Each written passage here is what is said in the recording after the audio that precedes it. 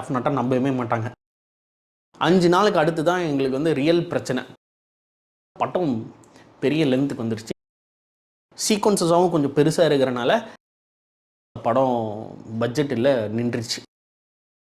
எல்லாருக்கும் வணக்கம். Part 1 part 2 பார்க்கலன்னா லிங்க் இருக்குது பாருங்கள். பார்ட் 1 ஃபுட் ரிலேட்டடான விஷயம், அது எதனால நம்ம ஸ்டாப் பண்ணோம். பார்ட் 2 வந்து நான் ஷார்ட் ஃபிலிமில் பண்ண மிஸ்டேக்ஸோட பாதி அதில் இருக்கும், மீதி இதில் இருக்கும். லிஸ்ட் பெருசாக போய்கிட்டு இருக்கு. ஒரு ஆர்டிஸ்ட்டை வந்து நம்ம வந்து கேட்கும்போது அவங்க ஃபஸ்ட்டு கேட்குறது, இதுக்கு முன்னாடி நீங்கள் என்ன பண்ணியிருக்கீங்க, நான் எப்படி உங்களை நம்பி நான் இந்த படத்தில் வந்து நான் நடிக்க வருது அப்படின்னு அவங்க கேட்குறது வந்து 100% கரெக்ட். என்ன ரீசன்னா, நம்ம வந்து இதுக்கு முன்னாடி என்ன பண்ணிருக்கோம் அப்படிங்கிறத ப்ரூவ் பண்ணவே இல்லை. ஸோ இப்போ நீங்கள் வந்து ஒரு ஆர்டிஸ்ட்டை நரேஷன் பண்ண போகிறீங்க அப்படின்னா டெஃபினட்டாக உங்களோட நரேஷன், உங்களோட ஸ்கிரிப்ட் நாலேஜ், உங்களோட சினிமா நாலேஜ், உங்களோட டெக்னிக்கல் நாலேஜ் இது எல்லாமே வந்து நீங்கள் வந்து ஸ்ட்ராங்காக இருந்தால் மட்டுமே தான் நீங்கள் ஒரு ஆர்டிஸ்ட்டை நீங்கள் நெருங்கி அவங்கக்கிட்ட நீங்கள் அப்ரோச் பண்ணி பேசவே முடியும். இல்லாத பட்சத்தில் நீங்கள் இம்மெச்சூர்டாக பேசுகிறீங்க, இல்லைங்க நான் எடுத்து காமிச்சிருவேன், அது பண்ணிடுவேன், இது பண்ணிடுவேன்னு சொன்னால் டெஃபினட்டாக நம்பவே மாட்டாங்க. ஏன்னா நீங்கள் எடுத்து காட்டிடுவீங்கன்னா அது ஆல்ரெடி நீங்கள் பண்ணி ப்ரூவ் பண்ணியிருப்பீங்க. ப்ரூவ் பண்ணாதனால தான் இந்த ஸ்டேஜுக்கு வந்திருக்கீங்கன்றதை அவங்க ஈஸியாக கால்குலேட் பண்ணிவிடுவாங்க. ஸோ அதுக்கடுத்து நானும் ஹீரோயினும் எங்களோட டெக்னிக்கல் டீமை வந்து கொஞ்சம் கொஞ்சமாக டெவலப் பண்ணிட்டே இருக்கோம். மியூசிக் டைரக்டரை வந்து அந்த பொண்ணு தான் எனக்கு ரெஃபர் பண்ணிச்சு. அதுக்கடுத்து நானும் மியூசிக் டைரக்டர் திரும்ப ஜாயின் பண்ணி எங்களுக்கு உண்டான கேமராமேன், டெக்னிக்கல் டீம் இதெல்லாமே நாங்கள் இப்படி எல்லாமே கொலாப் பண்ணோம்.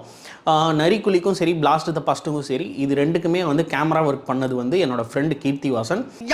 அவன் வேற யாரும் இல்லை சிம்ரன், அவன் என்னோட காலேஜ் ஃப்ரெண்டு. ஈரோட்டில் அண்ணமார் பெட்ரோல் பங்க் பக்கத்தில் ESK ஃபோட்டோகிராஃபி அப்படின்னு சொல்லி ஒரு ஸ்டுடியோ வச்சுருக்கான்.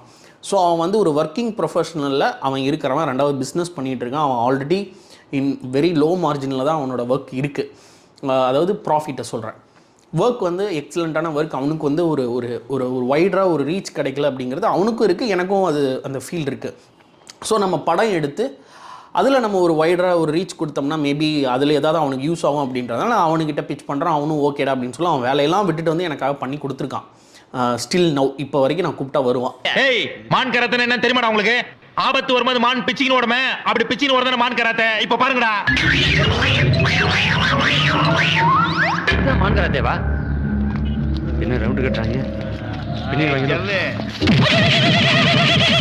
ஸோ இப்படி வந்து எனக்கு வந்து கேமரா சைடில் அவன் ஒரு பேக்கப் இருக்கான். மியூசிக் சைடில் ரித்திக் அப்படின்னு சொல்லி அவனும் எனக்கு பயங்கர சப்போர்ட்டிவாக இருந்தான்.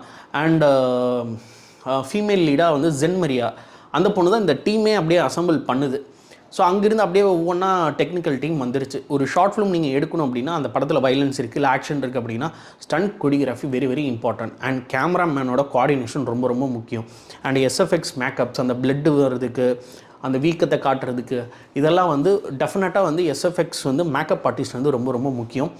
அதுக்கடுத்து அசிஸ்டன்ட் டைரக்டர்ஸ், இவங்க வந்து ரொம்ப ரொம்ப முக்கியம். ஏன்னா இவங்க எல்லாம் இருந்தால் தான் உங்களால் வந்து பீஸ்ஃபுல்லாக நீங்கள் படம் எடுக்க முடியும், இல்லைன்னா நீங்கள் படம் எடுக்க முடியாது. ஸோ இதெல்லாமே அமைஞ்சிருச்சு. கடைசி வரைக்கும் எங்களுக்கு வந்து ஹீரோ வந்து கிடைக்கவே இல்லை. அப்படி ரேண்டமாக தேடிட்டு இருக்கும்போது எனக்கு வந்து என்னோட ஃபீமேல் லீட் தான் வந்து எனக்கு வந்து சஜஸ்ட் பண்ணுறாங்க, இந்த பையனை ட்ரை பண்ணி பார்க்கலாம் நம்ம. அவர் யாருன்னா கேல்வின் தாமஸ்ன்னு சொல்லிட்டு அவர் சென்னையில் ஒரு IT கம்பெனியில் ஒர்க் பண்ணிகிட்டு இருக்காரு. அப்போ இன்ஸ்டாகிராமில் சின்னதாக ரீல்ஸ் போட்டு அவர் கொஞ்சம் எஸ்டாப்ளிஷ் ஆகிட்டு இருக்கிற டைம், நியர்பை ஒரு 6K ஃபாலோவர்ஸ் தான் அப்போ இருந்தாங்க. ஸோ நாங்கள் பேசினோம். என்ன ட்ரஸ்ட்டில் அவர் என்ன பிலீவில் வந்து நம்மளை நம்பினாருன்னு தெரில. பட் ப்ராப்பராக அதுக்கு உண்டான பேமெண்ட் டீட்டெயில்ஸ் எல்லாமே பேசினோம். டிக்கெட் புக் பண்ணி கொடுத்தோம். அவர் ஹீரோடு வர வச்சோம். அவரை நல்லா நாங்கள் ரிசீவ் பண்ணி அவருக்கு நல்ல விதமாக நாங்கள் ஷூட்டிங்லாம் எடுத்து முடிச்சிட்டோம். 5 நாள் நியர்பை நாங்கள் இந்த படத்தை வந்து ஷூட் பண்ணி எடுத்தோம். 5 நாளுக்கு அடுத்து தான் எங்களுக்கு வந்து ரியல் பிரச்சனை. படம் எடுத்து முடிச்சாச்சு. இதை எப்படி நம்ம எடிட் பண்ணி SFX பண்ணி நம்ம மிக்ஸ் மாஸ்டரிங் பண்ணி படத்தை ரிலீஸ் பண்ணுறதுன்னு எனக்கு தெரியல. ஏன்னா ஃபஸ்ட் டைம் எடுக்கிறதுனால நிறைய அங்கங்கே இங்கெங்கன்னு கிடைக்கிற இடத்துலலாம் ஷார்ட் வச்சு எடுத்துகிட்டு படம் பெரிய லென்த்துக்கு வந்துருச்சு. என்னால் அதை எப்படி கொண்டு போகிறதுன்னு தெரில. அப்போ தான் எடிட்டர் வந்து எனக்கு மியூசிக் டைரக்டர் த்ரூவாக எடிட்டர் அப்படியே லைனுக்கு வராரு. அவர் வந்து படம் பார்த்துட்டு இன்னும் பிரச்சனை இல்லை, நம்ம பண்ணிக்கலாம் அப்படிங்கிற மாதிரி சொல்கிறாங்க. ஆனால் படத்தில் ஒரு 8 minutes வந்து ஒரு அனிமேஷன் போர்ஷன் இருக்குது. ஸோ அதை எப்படியாவது எடுக்கணும் அப்படிங்கிறதுனால அது என்ன பண்ணுறதுன்னு எங்களுக்கு தெரியல. ஆனால் அது கொஞ்சம் வைலன்ஸ் ரிலேட்டடாகவும் சீக்வன்சஸாகவும் கொஞ்சம் பெருசாக இருக்கிறனால அதை எப்படி நம்ம வந்து அப்ரோச் பண்ணுறதுனே நமக்கு சீரியஸாக தெரியல. ஸோ அந்த அனிமேஷன் சீக்வன்சஸ் வந்து எடிட்டரோட ஃப்ரெண்ட் மணிகண்டன் அப்படின்னு சொல்லி ஒருத்தங்க இருக்காங்க, ஒரு ஆர்கிடெக்ட்.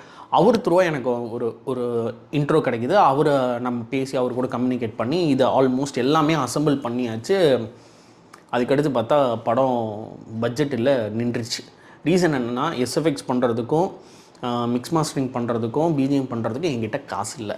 ஏன்னா அதுவே நியர்பை ஒரு 50,000 ஆகிடுமாட்டு இருக்குது.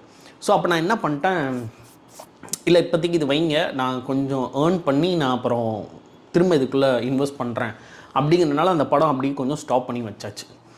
ஸோ இடையில அந்த படம் வந்து புஷ் பண்ணும்போது என்ன ஆகுதுன்னா, அந்த அனிமேஷன் போர்ஷன்ஸ் வந்து டிலே ஆகுது. சேம் என்கிட்டையும் பட்ஜெட் வந்து கொஞ்சம் டிலே ஆகிட்டே இருக்குது.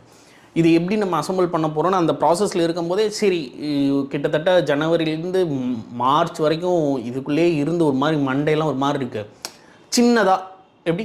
சின்னதாக ஒரு ஷார்ட் ஃபிலிம் ஒரு 10 நிமிஷம் இல்லைன்னா ஒரு 5 நிமிஷத்துக்கு பண்ணலாம் அப்படின்னு பிளான் பண்ணிட்டோம். ஸோ நரிக்குழியை இப்போதைக்கு அப்படியே பாஸ் பண்ணி வச்சாச்சு. காசு வந்தோடனே அதை நம்ம ரெடி பண்ணிக்கலாம் அப்படிங்கிற மாதிரி வச்சாச்சு.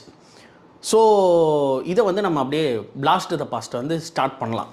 அதுக்கு முன்னாடி நரிக்குழியை ஸ்க்ராப் பண்ணதுக்கு உண்டான இன்னொரு முக்கிய ரீசன் என்ன, அதை பற்றி நான் வரப்போகிற வீடியோவில் டீட்டெயிலாக பேசுகிறேன். அதே மாதிரி பிளாஸ்ட் த பாஸ்ட் அந்த படத்தில் இருக்கிற பிரச்சனைகள், அந்த படம் வந்து பட்ஜெட்டாக எப்படி பெருசாச்சு, அதுக்கு கடைசி எங்கே போய் நின்றுச்சு அப்படிங்கிறதையும் நம்ம டீட்டெயிலாக பேசலாம். வரும் ஆனா வராது.